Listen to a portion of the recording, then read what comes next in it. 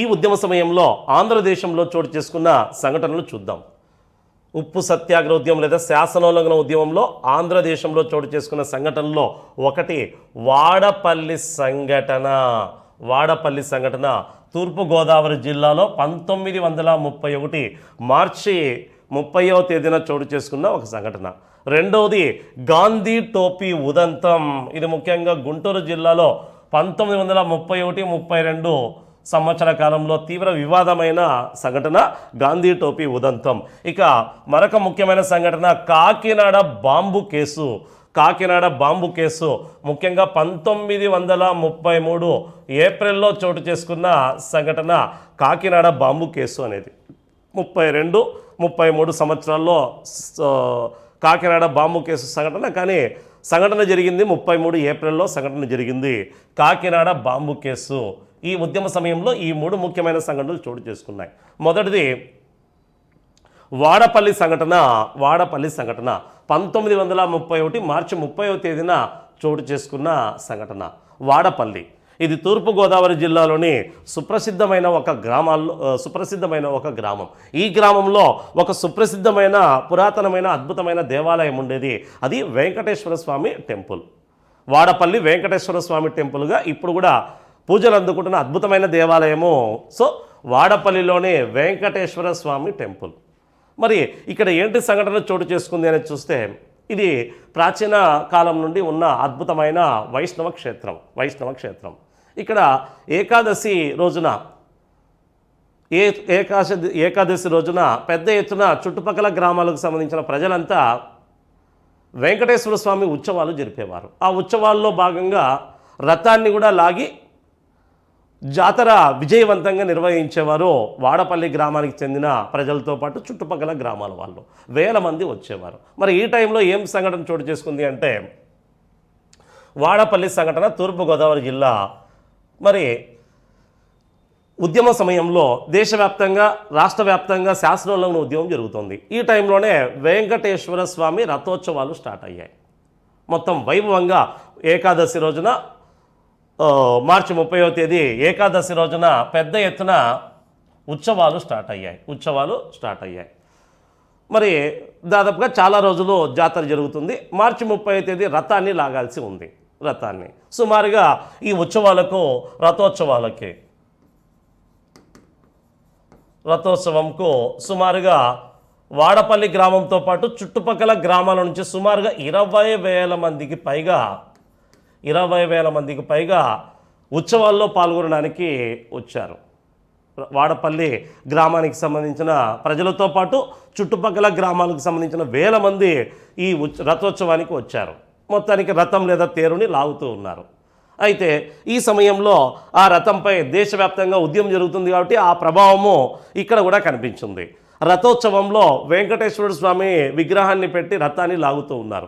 ఇదే సమయంలో కొంతమంది ఏం చేశారంటే ఈ రథం పైన గాంధీజీ యొక్క చిత్రపటాన్ని, దాంతోపాటు మరికొంతమంది దేశ నాయకులు నెహ్రూ, సరోజిని నాయుడు వంటి దేశ నాయకుల చిత్రపటాలను కూడా పెట్టి మరియు జాతీయ పతాకాన్ని కూడా పెట్టి రథాన్ని లాగడం జరిగింది. అంటే వెంకటేశ్వరుని విగ్రహాన్ని పెట్టి రథోత్సవాన్ని జరపడంతో పాటు అందులో భాగంగా గాంధీజీ యొక్క చిత్రపటాన్ని, నెహ్రూ, సరోజిని నాయుడు వంటి మరికొంతమంది దేశ నాయకుల చిత్రపటాలను ప్లస్ జాతీయ పతాకాన్ని కూడా ఈ రథంపై పెట్టి లాగడం జరిగింది. అయితే దీన్ని అప్పటి deputy superintendent of police Mustafa Ali Khan తీవ్రంగా వ్యతిరేకించాడు. రథోత్సవాన్ని జరుపుకుంటున్నారు, బాగానే ఉంది. ఆ రథోత్సవంలో గాంధీజీ చిత్రపటాన్ని, ఇతర దేశ నాయకుల చిత్రపటాన్ని పెట్టడం ఏంటి, వీళ్ళు వీళ్ళ చేయడం సరైంది కాదు అని ఈయన రథోత్సవాన్ని ఆపించి వెంటనే ఆ చిత్రపటాలన్నింటినీ తొలగింప చేయడం జరిగింది. దీంతో ఆగ్రహించిన 20,000 మంది భక్తులు, సుమారుగా 1000 మంది భక్తులు వచ్చారు. దీంతో ఆగ్రహించిన భక్తులు వెంటనే రథోత్సవాన్ని పూర్తిగా ఆపేశారు.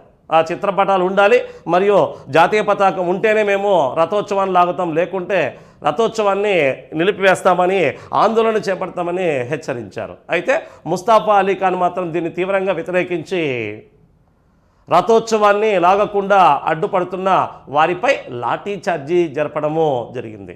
దీంతో ఆగ్రహించిన భక్తులు ముస్తఫా అలీఖాన్ పైన మరియు అతనితో పాటు వచ్చిన పోలీసుల పైన దాడికి సిద్ధమయ్యారు. పోలీసులు చూస్తే చాలా తక్కువ మంది, వీళ్ళు చూస్తే 20,000 మంది దగ్గర భక్తులు తీవ్ర ఆగ్రహానికి గురయ్యారు. మా ఇష్టం, మేము దేవుడితో పాటు జాతీయ నాయకుల చిత్రపటాలను కూడా పెట్టి లాక్కుంటామో లేకుంటే ఏం చేసుకుంటామో, మీరేంటి దీన్ని అడ్డుకోవడమని ఆగ్రహించిన భక్తులు వారిపైన దాడికి సిద్ధమయ్యారు. ముఖ్యంగా వారికి ఏది దొరికితే అది, ముఖ్యంగా అరటి తొక్కులు, టెంకాయ చిప్పలు, పిడకలు ఇలాంటి వాటితో పోలీసుల పైన దాడి చేయడం జరిగింది. దీంతో భక్తులకి పోలీసులకు మధ్య తీవ్ర ఘర్షణ చోటు చేసుకుంది. ఇక ఈ ఘర్షణ శృతి మించడంతో తప్పని పరిస్థితుల్లో ముస్తఫా అలీఖాన్ ఆదేశాల మేరకు కాల్పులు కూడా జరగడం జరిగింది. ఈ సమయంలో కాల్పుల్లో 2 మరణించగా చాలామంది గాయపడ్డారు. దీన్నే చివరికైతే పోలీసులైతే భక్తుల దాడికి తట్టుకోలేక భయపడైతే పారిపోయారు, కానీ కాల్పుల్లో మాత్రము 2 మరణించారు, అనేక మంది గాయపడడం కూడా జరిగింది. దీన్నే వాడపల్లి సంఘటన అని పిలుస్తారు. ఇది ఉప్పు సత్యాగ్రహ ఉద్యమ సమయంలో చోటు చేసుకున్న సంఘటనగా ప్రసిద్ధి చెందింది. ఈ సమయంలో గాయపడిన వారు ఆ ప్రాంత ముఖ్య ప్రజానాయకులుగా కూడా గుర్తించబడ్డారు. కొంతమంది మరణిస్తే గాయపడిన వారు ఈ ప్రాంత ముఖ్య ప్రజానాయకులుగా గుర్తించబడ్డారు. అందులో ఒకరు దంతులూరి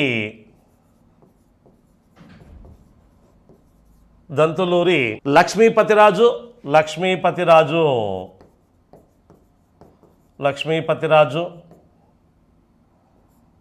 మరియు నంబూరి జగ్గరాజు,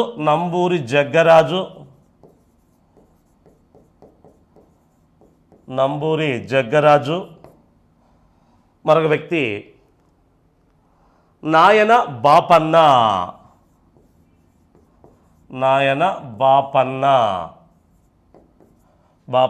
అలాంటి వ్యక్తులు ఆ ప్రాంత ముఖ్య ప్రజానాయకులుగా కూడా గుర్తించబడ్డారు. ఇది వాడపల్లి సంఘటన అని పిలుస్తారు. వాడపల్లి సంఘటన ఏ ప్రాంతంలో జరిగిందంటే తూర్పుగోదావరి జిల్లాలో జరిగింది.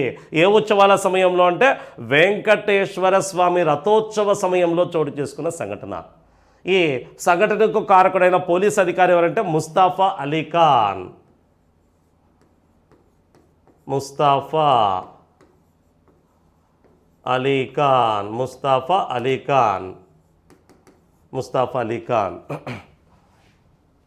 ఇక ఈ ఉద్యమ సమయంలో చోటు చేసుకున్న మరొక సంఘటన గాంధీ టోపీ ఉదంతం. ఉప్పు సత్యాగ్రహ ఉద్యమ సమయంలో చోటు చేసుకున్న ముఖ్య సంఘటన గాంధీ టోపీ ఉదంతం. ఇది ముఖ్యంగా గుంటూరు జిల్లాలోనూ అనంతపురం జిల్లాలోనూ చోటు చేసుకుంది. ముఖ్యంగా గుంటూరులో పెద్ద వివాదమే తలెత్తింది 1931-32. ఏంటి గాంధీ టోపీ ఉదంతం అంటే, సహాయ నిరాకరణ ఉద్యమ సమయం నుంచి భారతదేశంలో ఖద్దరు ఉద్యమానికి ప్రాధాన్యత ఏర్పడింది. ఖద్దరు ఉద్యమానికి అంటే ఖద్దరు వస్త్రాలను ధరించి ఉద్యమంలో పాల్గొనడం. ఈ ఉద్యమ సమయంలో సహాయ నిరాకరణ ఉద్యమ సమయం, సైమన్ గోబ్యాక్ ఉద్యమ సమయం, ఉప్పు సత్యాగ్రహ ఉద్యమ సమయం, తర్వాత క్విట్ ఇండియా వంటి ఉద్యమాల్లో పెద్ద ఎత్తున ధరించిన వస్త్రాలు ఖద్దరు వస్త్రాలు. ఖాదీ పరిశ్రమకు పెద్ద ఉత్సాహం కూడా, పెద్ద అభివృద్ధి కలగడానికి ఆస్కారం ఏర్పడింది ఈ ఖద్దరు ఉద్యమం. మరి ఈ ఉద్యమ సమయంలో గుంటూరు జిల్లాలో ముఖ్యంగా ప్రభుత్వ ఉద్యోగులు గాంధీ టోపీని ధరించి ప్రభుత్వ కార్యకలాపాలకు హాజరయ్యారు. ఈ ఉద్యమ సమయంలో గుంటూరు జిల్లాకు చెందిన ఉద్యోగులు గాంధీ టోపీని ధరించి మామూలుగా జాతీయ నాయకులు అప్పట్లో ఉద్యమ సమయంలో ఖద్దర్ చొక్కాని, ఖద్దర్ పంచని లేదా ఖద్దర్ గోచిని కట్టుకొని పైన టోపీ ధరించేవారు, గాంధీ టోపీ. మామూలుగా మనం పాత సినిమాలు చూసినప్పుడు జాతీయ నాయకులు ధరించే టోపీ ఐడియా ఉంటుంది. నెహ్రూ ఎక్కువగా అలాంటి టోపీ ధరిస్తూ ఉంటారు. దానికి గాంధీ టోపీ అని పేరు.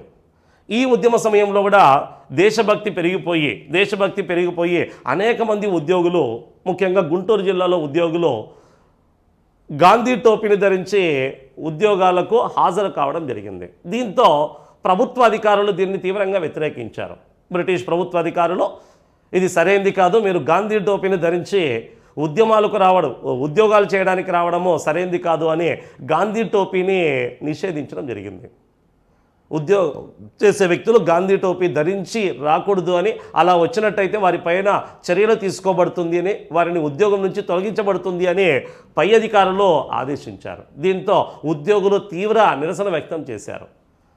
ఇది మా స్వేచ్ఛకు భంగం కలిగించేది, మా ఇష్టమైన వస్త్రాధరణ ధరిస్తాము, గాంధీ టోపీని ధరించడము తప్పేం కాదు, ఇది మా స్వేచ్ఛ, మా హక్కు, మా హక్కులకు మా స్వేచ్ఛకు భంగం కలిగించే విధంగా చర్యలు తీసుకున్నట్టయితే దీన్ని మేము తీవ్రంగా వ్యతిరేకిస్తామని గుంటూరు ప్రాంతంలోని ఉద్యోగులంతా ఈ గాంధీ టోపీని ధరించి ఉద్యోగాలకు వెళ్ళడంతో ప్రభుత్వ అధికారులు వీళ్ళపైన చర్యలు తీసుకొని వాళ్ళని ఉద్యోగం నుంచి తొలగించడం ప్రారంభించారు. దీంతో ఈ ఉదంతం అనేది గుంటూరు ప్రాంతంలో పెద్ద సంచలనము రేగింది. మొత్తం అనేక మంది ఉద్యోగులు గాంధీ టోపీని ధరించి ఉద్యోగాలకు వెళ్ళడము పరిపాటిగా మారింది. ఇలాంటి సమయంలో ఇంకా భారతదేశంలో బ్రిటిష్ ప్రభుత్వం కూడా జోక్యం చేసుకొని గాంధీ టోపీ పైన చర్యలు తీసుకోవడానికి ఆదేశాలను తొలగించాల్సిందిగా కూడా తెలిపింది. చివరికి ఈ ఇష్యూ కాస్త కోర్టులో కూడా వెళ్ళింది. కోర్టులో చాలా కాలము ఈ ఇష్యూ నడిచింది. ఈ ఇష్యూ చివరికి బ్రిటన్ పార్లమెంటు వరకు వెళ్ళింది. ఈ గాంధీ టోపీ ఉదంతం బ్రిటన్ పార్లమెంటు వరకు వెళ్ళింది. గుంటూరులోని గాంధీ టోపీ ఉదంతం కాస్త బ్రిటన్లోని పార్లమెంటు వరకు వెళ్ళింది. ఇదే సమయంలో బ్రిటన్ పార్లమెంటులో లేబర్ పార్టీకి చెందిన ప్రెన్నార్ బ్రాక్వే అనే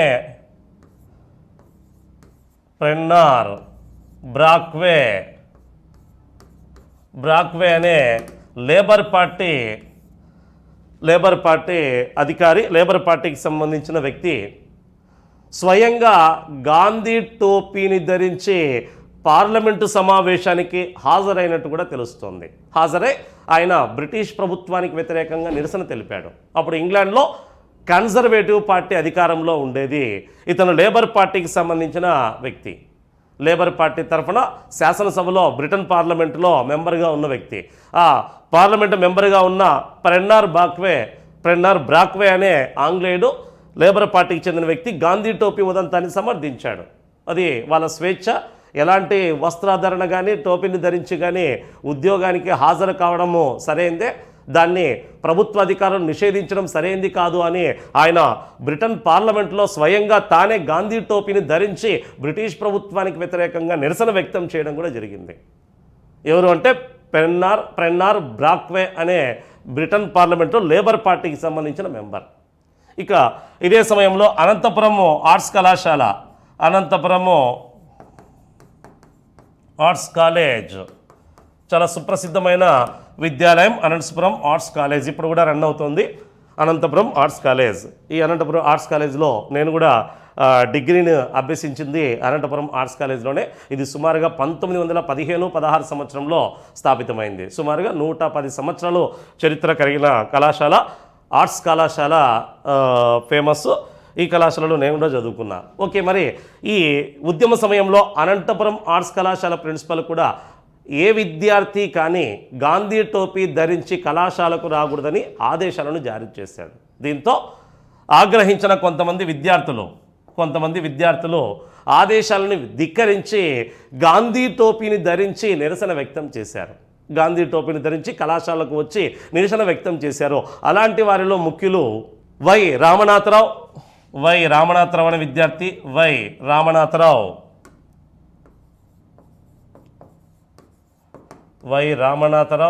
మరొక వ్యక్తి వకీల్ లక్ష్మణ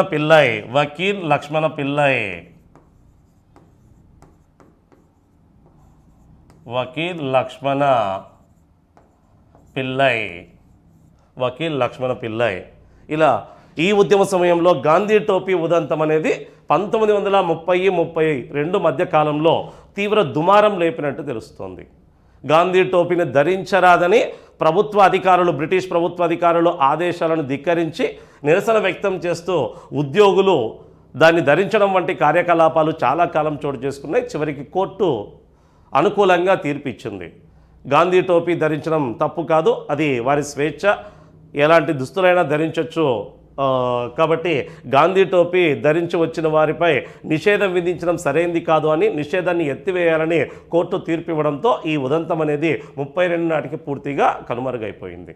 ఇలా చివరికైతే కోర్టు జోక్యం చేసుకుని గాంధీ టోపీ ధరించి వచ్చిన వారిపైన చర్యలు తీసుకోవడం కానీ వాళ్ళని ఉద్యోగుల నుంచి తొలగించడం సరైన చర్య కాదు అని తీర్పు ఇవ్వడంతో ఈ సమస్య కనుమరుగైంది. ఇలా ఈ ఉద్యమ సమయంలో గాంధీ టోపీ ఉదంతం ముఖ్యంగా గుంటూరు జిల్లాలో ఫేమస్ అయి ఈ ఇష్యూ బ్రిటన్ పార్లమెంటు వరకు వెళ్ళింది. బ్రిటన్ పార్లమెంటులో లేబర్ పార్టీకి చెందిన పెన్నార్ బ్రాక్వే అనే వ్యక్తి కూడా గాంధీ టోపీని ధరించి బ్రిటిష్ ప్రభుత్వానికి వ్యతిరేకంగా నిరసన వ్యక్తం చేసిన సంఘటన మనకు ఈ ఉద్యమ సమయంలోనే కనిపిస్తుంది. అనంతపురంలో కూడా గాంధీ టోపీని ధరించి కళాశాలకు హాజరైన విద్యార్థులు రామనాథరావు, వకీల్ లక్ష్మణ పిల్లయ్య అనే వ్యక్తులు. ఇక ఈ ఉద్యమ సమయంలో చోటు చేసుకున్న మరొక సంఘటన కాకినాడ బాంబు కేసు అనే సంఘటన. కాకినాడ బాంబు కేసు కాకినాడ దొమ్మి కేసు అయితే స్వదేశీ ఉద్యమ సమయం లేదా వందే మాతరం ఉద్యమ సమయంలో ఆంధ్రదేశంలో చోటు చేసుకున్న సంఘటన. కాకినాడ దొమ్మి కేసు 1907లో చోటు చేసుకుంది. కాకినాడ దొమ్మి కేసు. ఇది కాకినాడ బాంబు కేసు 1932-33 కాలంలో ప్రసిద్ధి చెందిన సంఘటన. ఈ కాకినాడ బాంబు కేసుతో సంబంధం ఉన్న విప్లవకారుడు ప్రతివాద భయంకరాచారి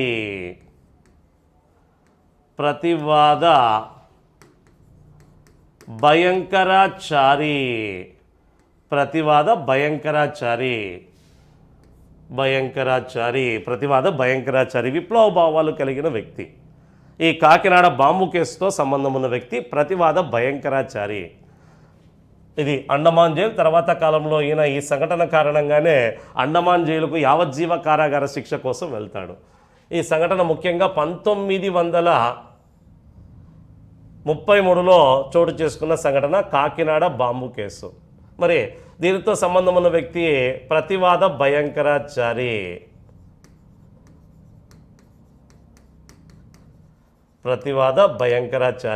ఇతను ఒక విప్లవ సంస్థను స్థాపించి బ్రిటిష్ వారిపై దాడులు జరపడానికి ప్రయత్నిస్తాడు. మరి ఈ ప్రతివాద భయంకరాచారి ఏర్పాటు చేసిన ఒక విప్లవ సంస్థని ఏర్పాటు చేశాడు. అది ఉజ్జీవన్ భారత సమ్మేళన్ అనే పేరుతో విప్లవ సంస్థ. ఇతను ఏర్పాటు చేసిన సంస్థ ఉజ్జీవన్ భారత సమ్మేళన్.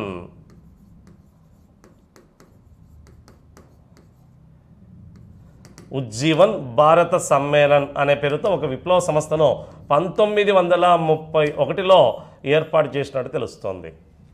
ఈయన గోదావరి జిల్లాకు చెందిన వ్యక్తి. సో ప్రతివాద భయంకరాచారి. దీన్ని వెస్ట్ గోదావరి జిల్లాలో ఏర్పాటు చేశాడు.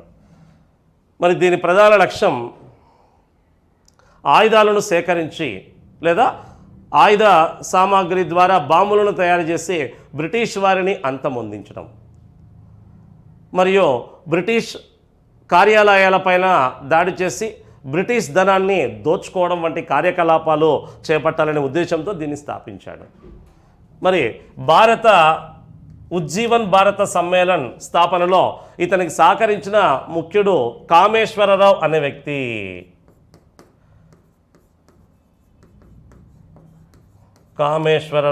వ్యక్తి. ప్రతివాద భయంకరాచారికి దీన్ని ఏర్పాటులో సహకరించిన వ్యక్తి. ఈ ఉజ్జీవన్ భారత్ సమ్మేళనానికే మరొక పేరు చారీ అండ్ సన్స్ అని పిలుస్తారు.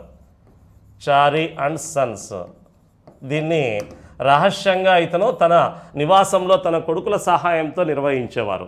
అందుకే చారీ అండ్ సన్స్ అని పిలుస్తారు. ఆయన ప్రతివాద భయంకరాచార్యులో చారీ అండ్ సన్స్ అని కూడా పిలిచేవారు దీన్ని. మరి ఈ ఉజ్జీవన్ భారత సమ్మేళనం ఆధ్వర్యంలో దాదాపుగా ఈ ప్రతివాద భయంకరాచారి కామేశ్వరరావులు మరో 6 మంది, మొత్తం 8 మంది కలిసి బాంబులను తయారు చేసేవారు.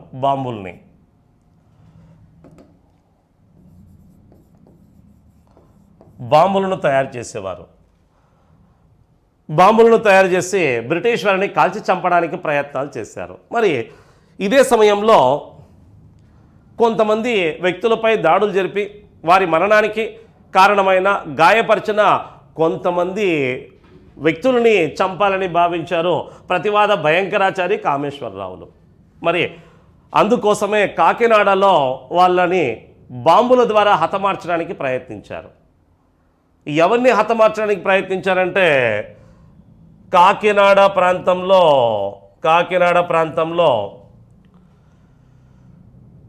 ముస్తాఫా అలీ ఖాన్ని డప్పుల సుబ్బారావు నాయుడు అనే పోలీసులని వధించడానికి. వీరు ముస్తాఫా అలీ ఖాన్ను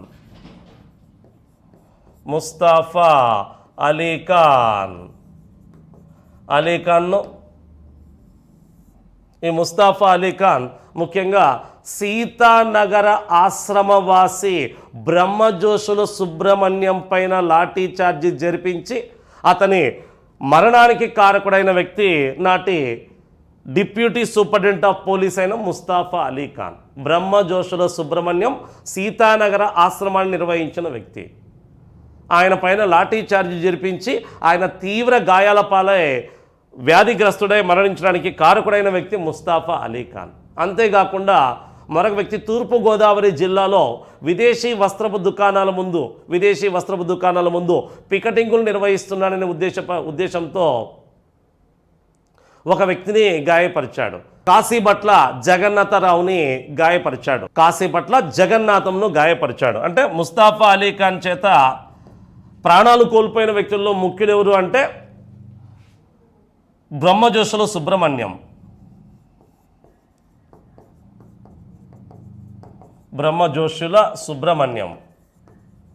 సుబ్రహ్మణ్యం. ఇక ఇతని చేత తీవ్రంగా గాయపడిన వ్యక్తుల్లో మరొక వ్యక్తి కాశీభట్ల జగన్నాథం.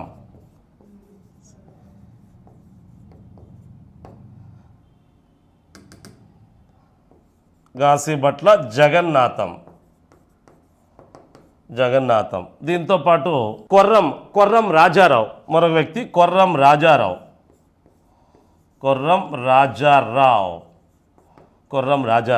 ఇతను తూర్పుగోదావరి జిల్లాలో ఉప్పు సత్యాగ్రహ ఉద్యమ నాయకుల్లో ఒకరు, తొలి సత్యాగ్రహ ఉద్యమ నాయకుల్లో ఒకరు కొర్రం రాజారావు. వీళ్ళందరినీ గాయపరిచారు. అందులో బ్రహ్మజోత్సవ సుబ్రహ్మణ్యం మరణానికి కారకుడైన వ్యక్తి ఇతను ముస్తాఫా అలీ ఖాన్. ఇక మరొక వ్యక్తి డప్పుల సుబ్బారావు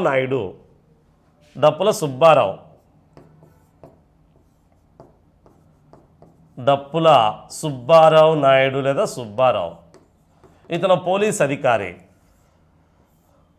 ఎస్ఐగా సబ్ ఇన్స్పెక్టర్గా పనిచేస్తున్న వ్యక్తి డప్పుల సుబ్బారావు. ఇతను కాకినాడ ప్రాంతంలో సభ నిర్వహిస్తున్న బులుసు సాంబమూర్తిపై దాడి చేసి అతన్ని తీవ్రంగా గాయపరిచాడు.